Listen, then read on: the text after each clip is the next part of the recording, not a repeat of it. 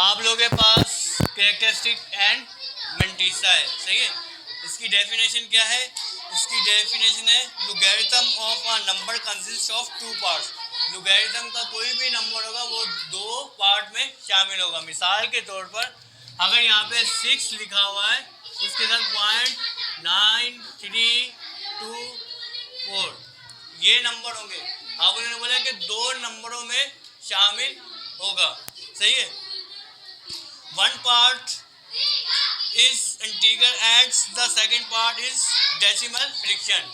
मतलब पहला जो पार्ट होगा इसका वो क्या कहलाएगा? इंटीगर। क्या कहलाएगा? और दूसरा डेसिमल फ्रैक्शन। पहला पार्ट क्या कहलाएगा? इंटीगर्स। और दूसरा पार्ट क्या कहलाएगा? Decimal fraction.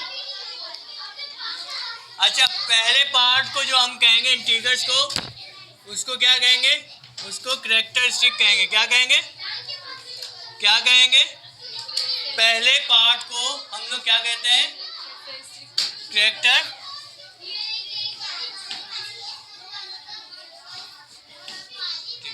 पहले पार्ट को क्या कहते हैं? और दूसरे पार्ट को क्या कहते हैं? मेंटिसा। पहले पार्ट को क्या कहते हैं? कैरेक्टरिस्टिक। दूसरे पार्ट को क्या कहते हैं? जो पॉइंट के बाद है, डेसिमल फ्रैक्शन के बाद है, उसको क्या कहते हैं? मेंटिसा। सही है।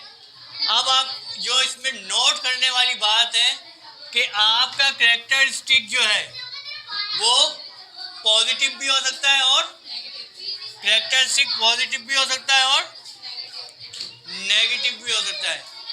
कैरेक्टरिस्टिक पॉजिटिव भी हो सकता है और नेगेटिव भी हो सकता है। अब उसके बाद है मेंटिसा। मेंटिसा जो होता है वो हमेशा पॉजिटिव ही होगा, सही है। मेंटिसा क्या होगा? हमेशा पॉजिटिव ही होगा।